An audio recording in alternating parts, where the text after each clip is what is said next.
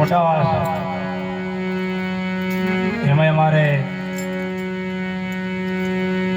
રામભા અને બાબુસિંહના farm house ઉપર એમની માતૃશ્રીની પ્રથમ પુણ્યતિથિ નિમિત્તે અમને સરસ કીધું કે સમાજના અને કુટુંબના જે વ્યવહાર પૂર્ણ કરી અને એમના વગણે મહાપુરુષ સંતોને બોલાવી આ પરમાર્થનું કામ છે. જે જગતના વ્યવહાર તો આપણે ન છૂટકે કરવા પડે, પણ જે આ મહાપુરુષ સંતોને આપણે એમના વગણે બોલાવી અને આપણને દર્શન કરાવ્યા અરસપરસ, એટલે એમના પરિવારને ખૂબ ખૂબ ધન્યવાદ છે. મહાપુરુષે એવું કહે છે કે જે જીવાત્મા ભાગશાળી હોય એમની પાછળ જ આવા પરમાત્માના નામના ગુણગાન ગવાતા હોય અને એમના વગણે જ આવા મહાપુરુષ સંતો પધરામણી કરતા હોય અને એમના પણ જે પાછળની પેઢીમાં જે દીકરા હોય એ પણ ભાગશાળી હોય, એ કોઈ સંસ્કારી હોય તો જ ન કે આમ તો ઘણા મા બાપ એનો સમય આવે એટલે દેવ થઈ જાય છે, પણ જો એની માતા પિતાની પાછળ જે કાર્ય થાય છે પુણ્યતિથિ નિમિત્તે એ પરમારથી છે. અને આપણને સૌ એ રસ્તે દરેકને જવાનું છે. જેમ કે આ કાયા છે એક કાચો ઘડો કીધો છે મહાપુરુષે, એટલે ગમે તારે ફૂટી જાય.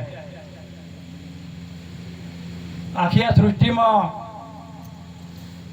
જે આ શરીરનો જન્મ થાય છે એનો સમય આવે 50 કે 100 વર્ષે, જેવું જેનું દેખરેખ. જેમ કે જો ગુટકા ને કોઈ ખોટા રવાડે સડેલા હોય અને કોઈ વ્યસન હોય તો એને શરીરનું આયુષ્ય ઘટી જાય છે. પણ જો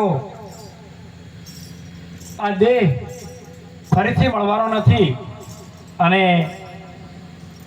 આ એક મનુષ્ય દેહ અમૂલ્ય હીરો છે એ સમજી અને પોતાનું કાર્ય જે કર્મ છે એ સત માર્ગે વાપરે અને એનું ધન સત માર્ગે વાપરે અને પોતે સંસ્કારી બને અને પોતાના પરિવાર અને દીકરા દીકરીને સંસ્કારી બનાવે, એ આપણી ફરજમાં આવે. પણ જો આ મનુષ્ય દેહ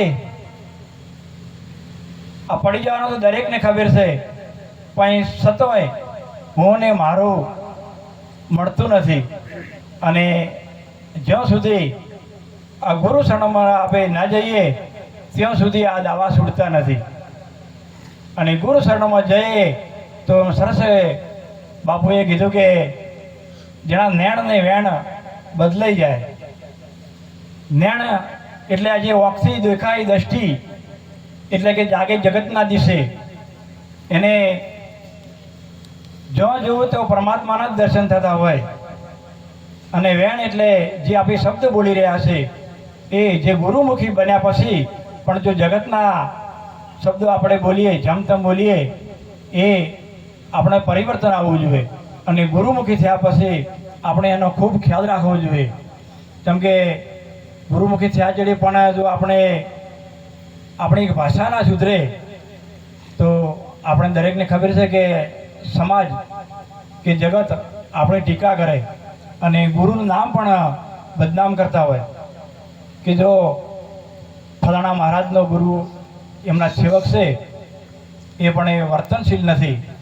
એટલે અમારે શું કે તમારે શું, દરેકને ગુરુ કરાયા છે, પણ જો ગુરુના વચનમાં એમના વિશ્વાસ રાખી અને આપણે તટસ્થ એમની રાહ બતાવી એ પ્રમાણે ના ચાલીએ તો આપણું આ જીવન ક્યારે ટૂંકાઈ જવાનું છે એ કોઈને ખબર નથી. એટલે મહાપુરુષે આપણને એક જ રસ્તો બતાવે કે એ માણસ તું જાગી જા.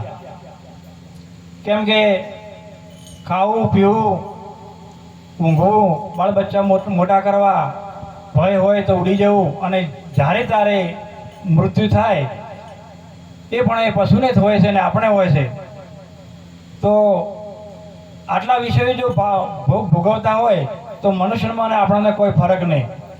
પણ મનુષ્ય એક એવી યોનિ છે, પ્રાણી કરતે અધિક છે, એને બુદ્ધિ સરસ આપી છે.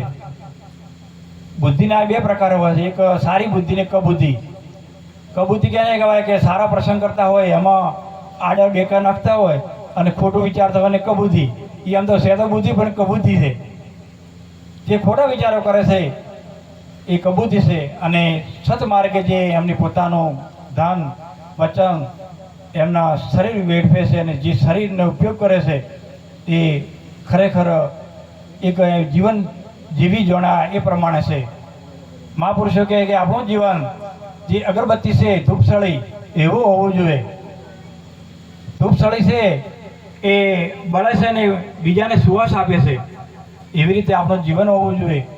પણ જો આપણે એમાંથી કંઈક ના કરતા હોય તો ખરેખર આ મનખો જન્મ ફરીથી મળવાનો નથી, એ વ્યર્થ ન જાય.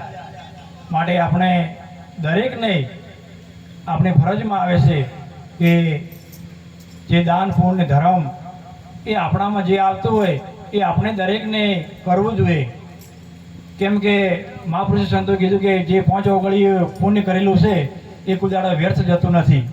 અને આપણા પેઢીમાં આપણા બાળકોમાં પણ એના સંસ્કાર ઉતરે છે. કોઈક હાનિ થઈ જાય અને ઉગરી જવાય તો નથી કહેતો કે ભાઈ તમારા પેઢીનું પુણ્ય છે. પણ જો આપણે એના સત રસ્તે આપણે જો લક્ષ્મી મળી હોય અને ના વાપરીએ તો ખરેખર મહાપુરુષોએ એમ કીધું છે કે ધન મળ્યું તો ધર્મ ન કર્યું, શરીર મળ્યું પણ ન કરી સેવા. તો જેના ઘેરે સંત ના વધાર્યા તો ઠામ અશુભ ન એવા.